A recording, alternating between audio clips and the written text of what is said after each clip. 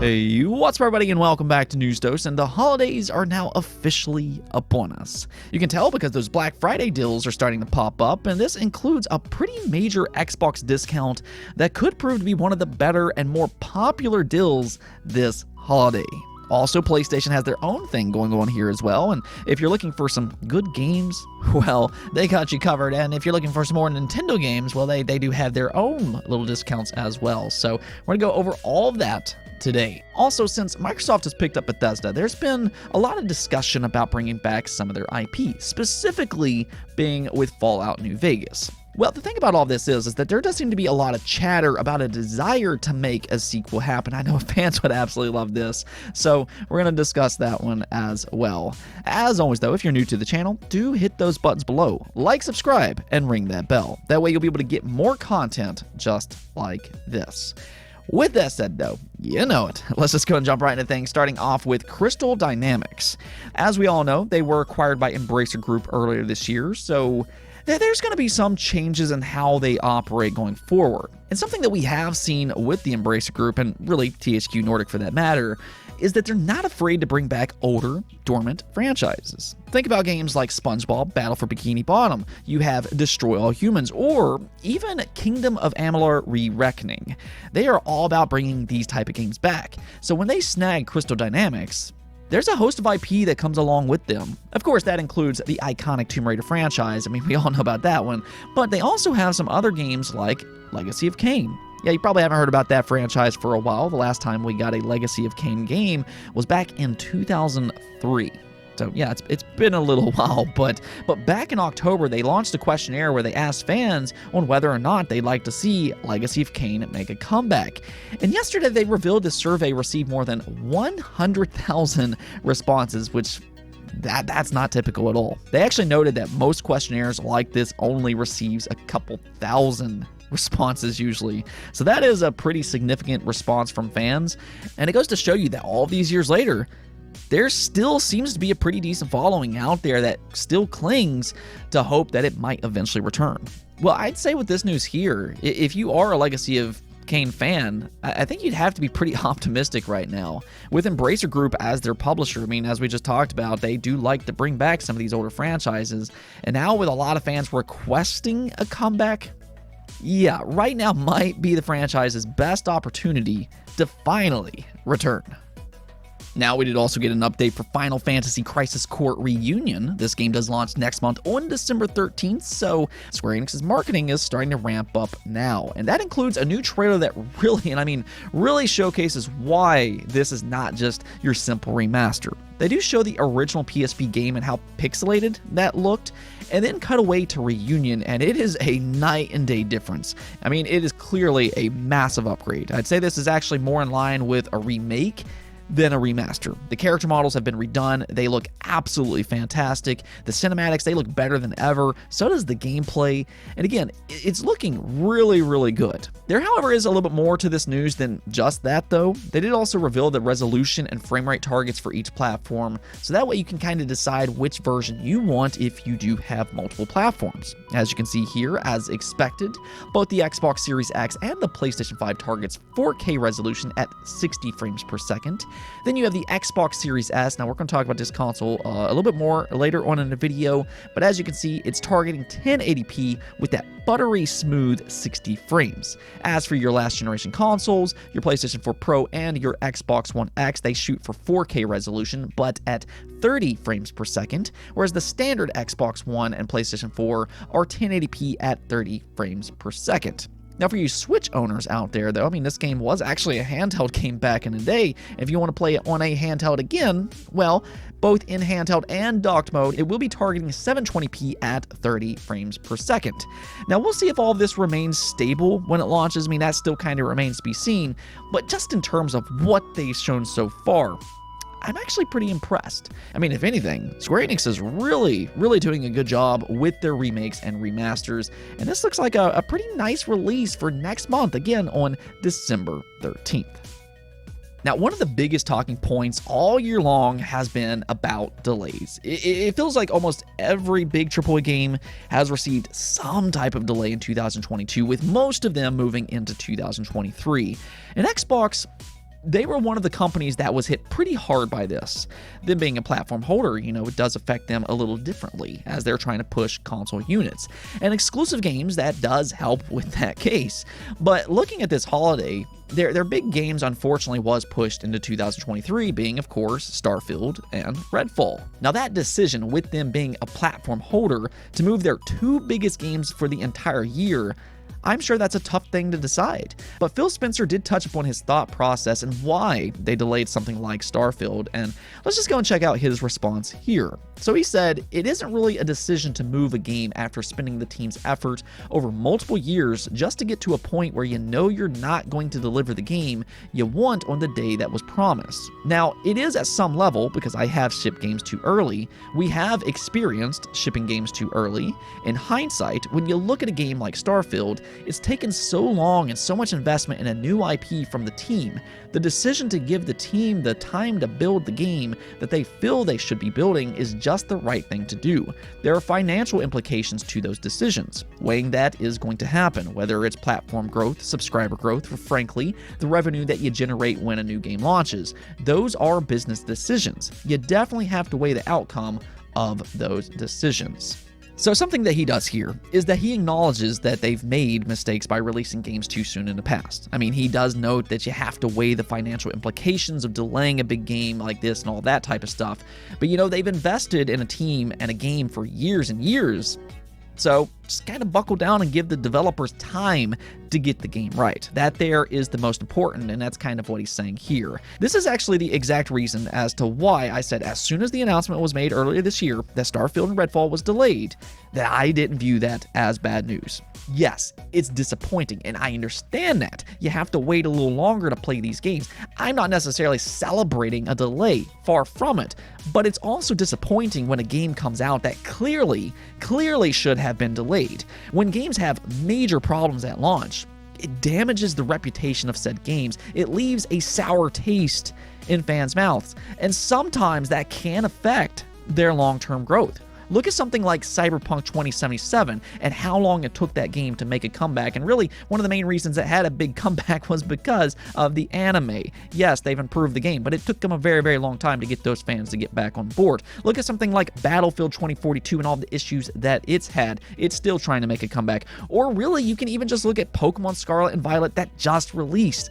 Fans are now claiming that Pokemon should have been delayed because it has so many issues at launch. So, delays in itself are not a bad thing. Disappointing, yes, but what people will ultimately remember is how good a game is when they played it, not necessarily when it released. So I completely agree.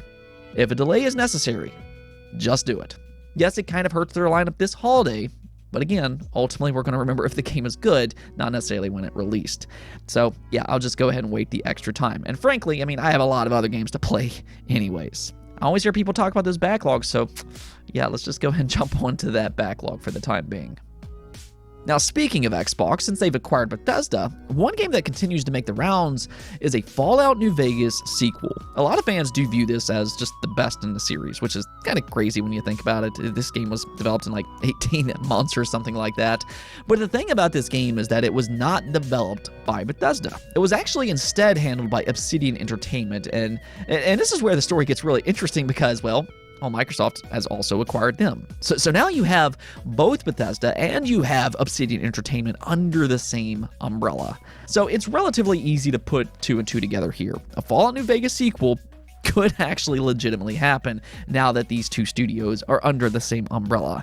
Fans, at the very least, they want it to happen, but beyond just fans' hopes and speculation, there actually does also seem to be a real desire from developers to make this happen.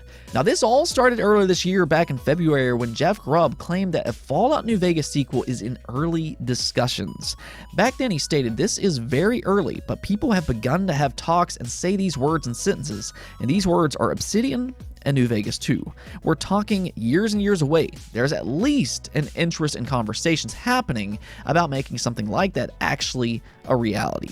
Now, this doesn't actually mean anything will happen, but he does claim that there's an interest, whether that's coming from Obsidian themselves or maybe even within Microsoft's management. We don't really know where that interest is coming from, but that's where the stories just kind of continue to evolve throughout the year, because Fergus, the co-founder of Obsidian Entertainment, spoke about the possibility of a New Vegas sequel by saying this: "Of course, if we ever got the opportunity to make another Fallout game, we'd make it. There's not even a question of whether or not we would do it. It's just, will the opportunity arise?" Now, this was said just last month in October, so we are seeing a real desire for this game all the way to the very top of Obsidian Entertainment. So this does kind of line up with Jeff Grubb's original claim that there's some interest here. And well, what do you know? Another key Obsidian developer said something very, very similar this week.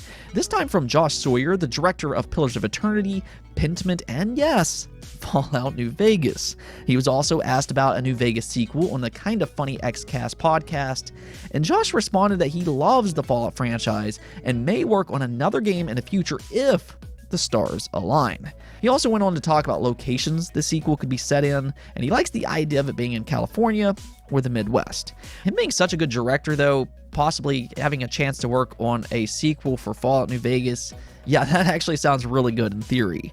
What we're seeing here, though, are key developers from Obsidian that are showing public interest in making another Fallout game. The question really then becomes, will this actually happen? And I think this is a little bit more complicated than just a simple yes or a simple no. First off, right now, as things currently stand, Obsidian, they seem to be pretty busy with games like Avowed and The Outer Worlds. I mean, both these are big AAA games, so they do take up a lot of resources. So they might currently have their hands tied for the time being in terms of big AAA games. Now, after Avowed releases, that's when things become a little bit more realistic. And then it all just kind of depends on if Todd Howard from Bethesda is willing to let Obsidian work on another game. And personally, I think that would make a lot of sense if they do. I mean, it certainly would be in Microsoft's best interest, and I think that it would also be in fans' best interest as well. We already know that it's probably going to be a very long time before Bethesda can make another Fallout game, because their next two games are Starfield, and then you have The Elder Scrolls 6. So it'll probably be a while before we get another Fallout game from Bethesda, and that's kind of where Obsidian can come in and give us that New Vegas sequel that, I mean, again, fans have been asking for years and years anyways. What do you all think about all this, though? Would you like Obsidian Entertainment to work on a New Vegas sequel or not? Let me know in the comments below. Now, I do also want to go over some Black Friday deals here because, I mean, who doesn't like good discounts? And there's some pretty nice ones out there right now. Of course, each store will do their own little thing, but the big thing Xbox is doing this holiday is that they're dropping the price for the Xbox Series S by $50. So the already most affordable next-generation console just got even more affordable. Instead of it being $300, you'll now be able to get it for $250 this holiday. And as we talked about earlier with Crisis Core Reunion, it really is a great way to jump into next-generation gaming at an affordable price. You look at that Crisis Core comparison, and it showcases exactly why. It's a console that targets 1080p at 60 frames per second, which that 60 frames is a huge jump compared to what we got with the Xbox One and the PlayStation 4. It is difficult going back to that 30 frames. Now, last generation consoles, they just couldn't consistently hit that 60 frame mark. And even with the PlayStation 4 Pro and the Xbox One, they couldn't really do that because their CPUs are just not up to par. Yes, they shoot for higher resolution, but in terms of performance, the Xbox Series S is a big jump, and that also includes its solid-state drive for those blazingly fast load times. So if you are looking for an affordable next-generation console, this holiday is a great time to do exactly that. It's also going to be a great gift if you want to pick it up for somebody else. But yes, do check different retailers for this discount. Actually, I just got a notification just a moment ago on Target, and they're saying it's going for $250 plus you get a $50 gift card on top of that. So yeah, just $200 on Target. That is an extraordinary deal. Now, as for PlayStation, a lot of their top tier games are currently on sale. It looks like these games are discounted on Amazon, Best Buy, GameStop, PlayStation Direct, Target, Walmart, and of course you have PSN as well.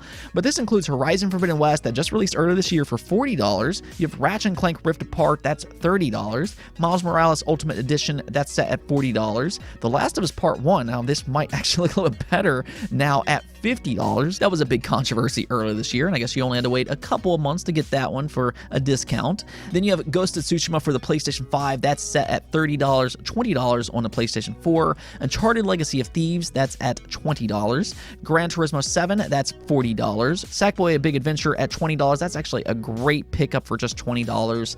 Death Stranding Director's Cut, that's $20. And then there's multiple PlayStation 4 games, and all their PlayStation 5 controllers are going for $50 as well. That's a lot of great games for a very enticing price. So do check those out. I'll actually leave some links in the description below. Now, do check their digital stores as well. There's going to be a ton of third-party games on sale, and that also includes, of course, Nintendo. As for Nintendo's official retail Black Friday deals, this includes the Nintendo Switch Mario Kart 8 bundle. They did do this one last year as well, but it goes for $300. I would have preferred that be the OLED model, but still.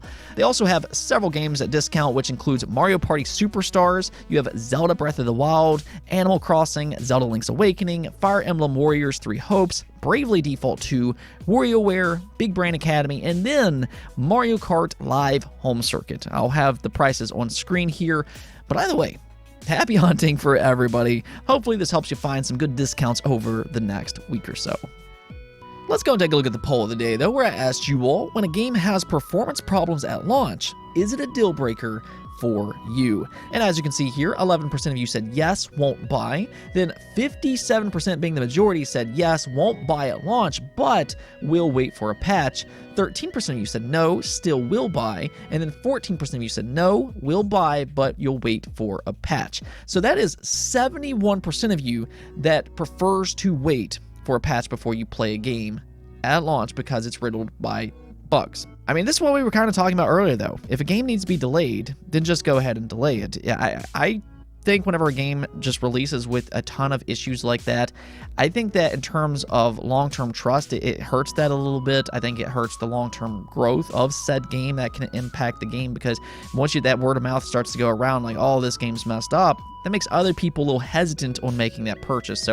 So I'd say just go ahead and delay the game if there are serious issues like that. But one thing that I noticed in the comments is that a lot of you all mentioned that it just kind of depends on the situation. Now, this could be because you're just really, really excited to play the game, so you just can't wait. And then there's other situations like Mark Slattery pointed out here. It depends on the nature of the problems. I played Cyberpunk at launch. Indeed, plenty of problems on the Series X. Crashed more than a couple of times. Still really enjoyed it as a whole, though. Compared to the Xbox One or PlayStation 4 versions, though, it was really unplayable. So I guess issues don't always necessarily mean broken, but unfortunately sometimes do. And yeah, I can definitely understand what you're saying here. It really does depend on how big these problems are. Is it game breaking? Is it just constant frame rate issues that you just absolutely can't put up with? It really just all kind of depends on the severity of how bad these issues actually are. I actually played Cyberpunk at launch as well. I played on the Xbox Series X. I didn't really have any issues with that game. I mean, I had some very minor bugs, but nothing too much of note. So yeah, I actually really enjoyed Cyberpunk 2077 at launch. But yeah, I can definitely understand a lot of you all that are saying that it just kind of depends on the situation. Anyways, though, that's it for this episode. But if you liked the video, don't forget to hit the bell notification and subscribe button for more content just like this. Also, if you'd like to support the channel to Patreon, thank you for making this content possible. Peace out.